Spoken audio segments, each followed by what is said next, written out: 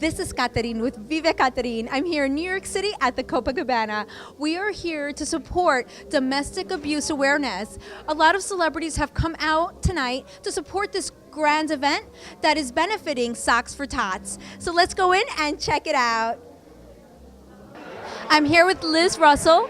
Not only did she organize this amazing event this evening, but she is also the founder of Follow That Girl. So let's talk a little bit about Follow That Girl. So Follow That Girl is to help women to empower others. It's beauty wellness, and it's a showcasing every time a woman puts out there whatever it is. If they want to be public speakers, they have a product out there. But at the same time, I think it's also support of a community of women that helping others. So if we want to take, we want to give.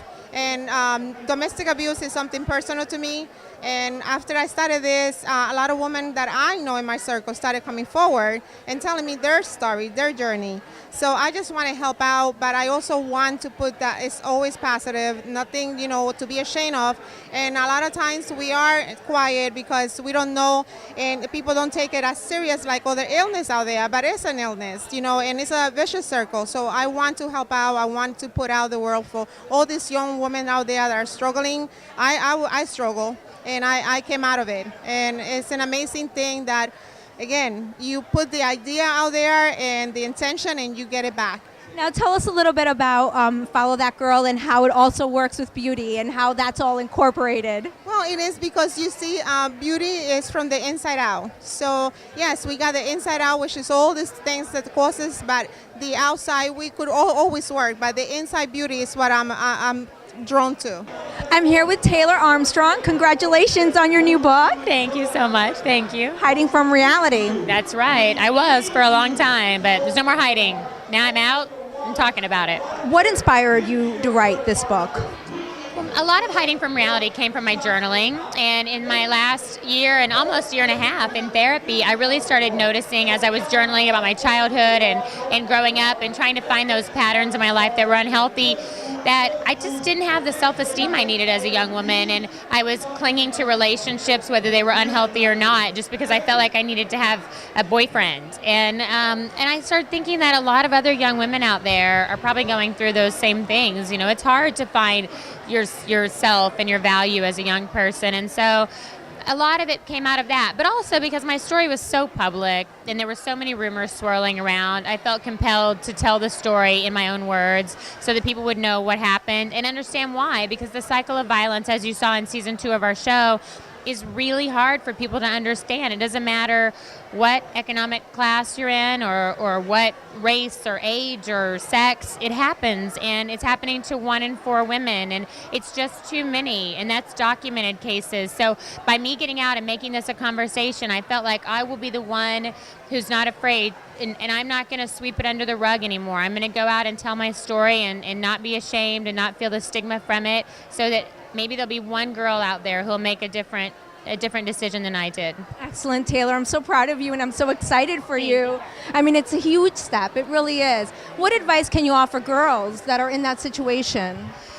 Well, I think the first thing is knowing exactly who you are, because you need to be able to decipher when someone says, you're laughing too loud, or, you embarrassed me. Well, hold on a second. Did I? Do I laugh too loud? You need to know exactly who you are so that you can really evaluate, maybe I was laughing a little loud, but I don't deserve to be yelled at for that, or, and never hit or anything. But, name calling is not okay. People are not allowed to call you a name. That's the first thing I would say. And when people have controlling behaviors, if they're going through your cell phone, they're reading your text messages, they're going through your emails, those are behaviors that are not okay. I asked Lisa Vanderpump one day, she's been married to Ken for 30 years, and I said, does Ken go through your phone? And she was like, darling, if Ken went through my phone, I would divorce him.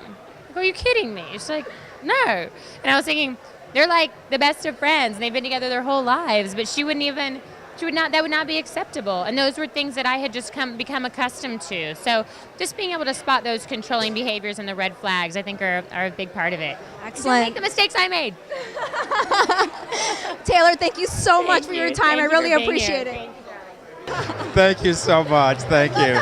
Thank you. Thank you. It's such a pleasure to be here in the beautiful and the talented, creative New York, New York.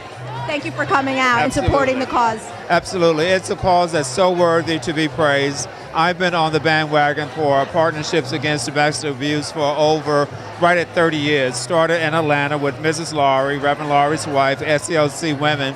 So the crusade, it's really coming full circle and just acknowledging the problem that we have and just having a conversation, having dialogue about it, whether it's mental abuse, physical abuse, or financial abuse, all of them should be stopped. I'm here with Kathy Walkie. What a great pleasure to see you again. It's a pleasure to see you too. What a great event tonight. It's amazing. It's yeah. amazing. What a great turnout. I'm so glad the weather cleared up so everybody felt like coming out and supporting this cause. It's amazing. So how's the show going? What's going on? Everything's going great. We've just had our second episode and, Jersey brings it every week. There's always something new and you get a chance to really see our families. And last week showed that, last Sunday.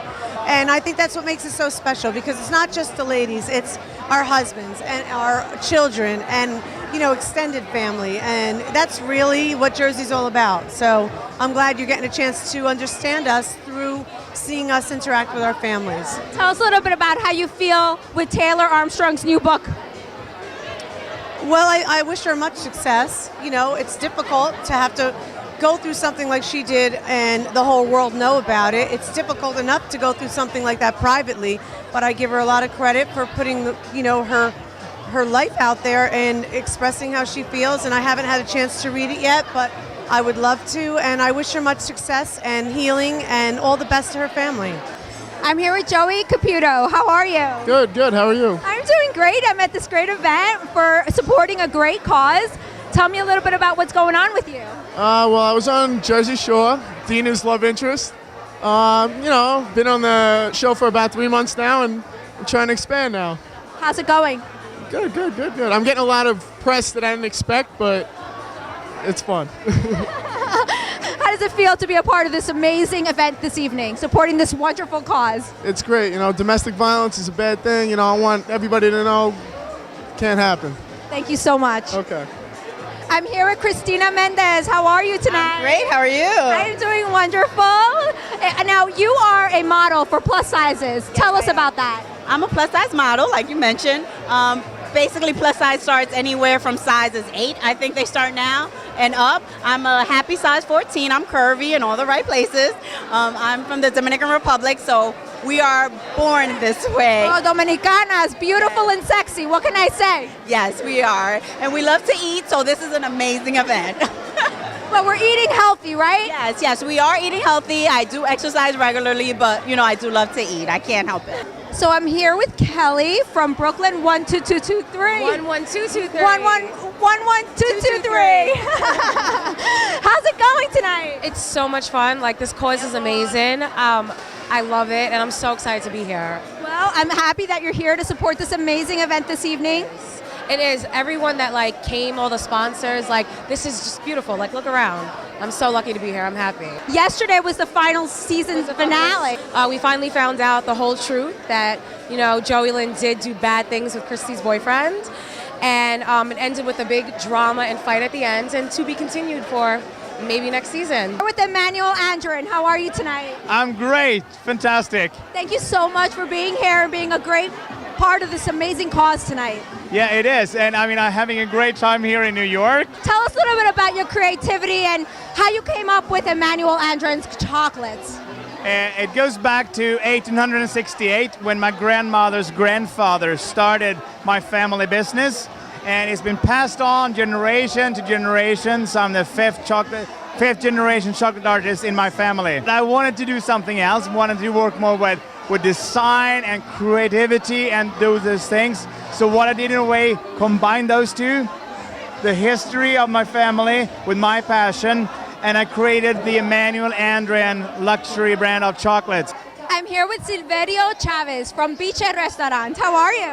I'm fine. How you doing? Tell us a little bit about what Biche is all about. Biche is North Italian cuisine. We're especially some raviolis, pastas, all kind of meat, organic, all kind of the menu, all things in menu is organic, which is customers love that. It's lovely for all kind of clientele, but it's North Italian cuisine. The raviolis are spectacular. Tonight we have ricotta and spinach with tomato sauce lemon zest, fresh thyme inside.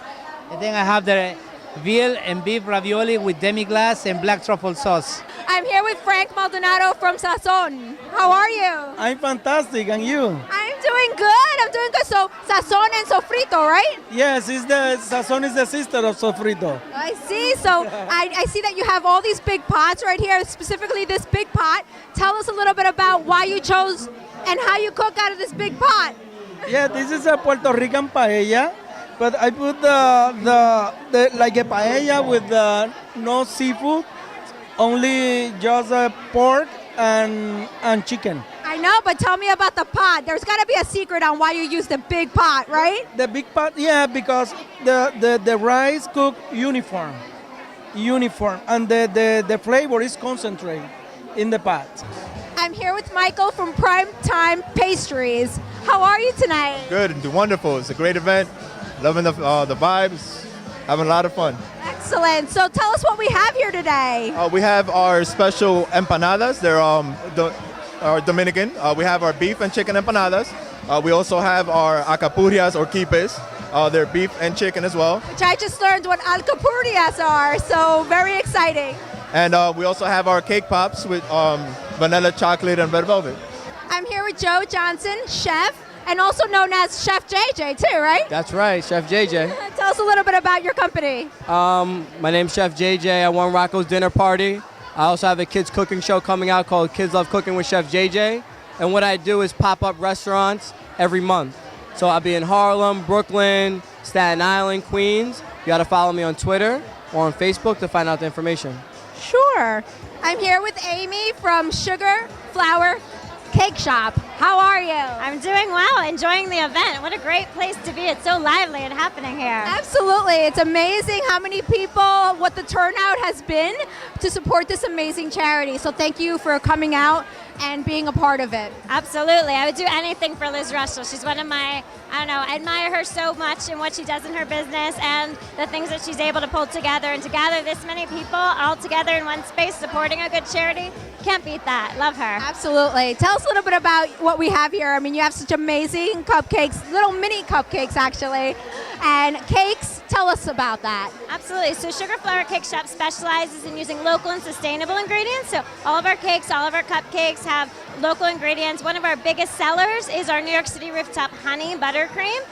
I'm here with Samantha from Circus Restaurant. How are you? I'm great, doing great. Thank you. Well, I'm doing fabulous because I just had a whole bunch of food that I was amazed by, specifically the empanadas and the sauce that you topped them with. Thank you. Tell us a little bit about the sauce that you used. Our sauce is a little bit of a romesco sauce. It's basically some roasted peppers. You gotta add a little bit of love in it, of course.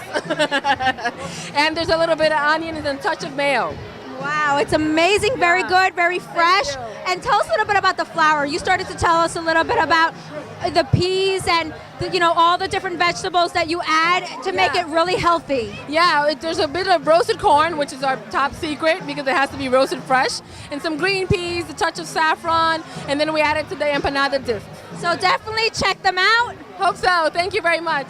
I'm here with Ricardo Cardona from Mama Juana Restaurant. How are you today? I'm good, thank you. We're one of the restaurants that we sponsor, this event, and I'm also best friend with Alex Garcia. So whatever event he does, I always try to help him out for a good cause. Tell us about the name Mama Juana. Well, Mama Juana is actually a drink from Dominican Republic. It's supposed to be aphrodisiac. That's what they say. That when you drink it, you don't want to know the rest. But it's actually comes from the 1800s. Christopher Columbus brought it to Spain and became the national drink of the Dominican Republic. So we created this restaurant. One is on 48th Street, one is in 88th Street and Dyckman. So it's like a franchise. We have one also in Dominican Republic.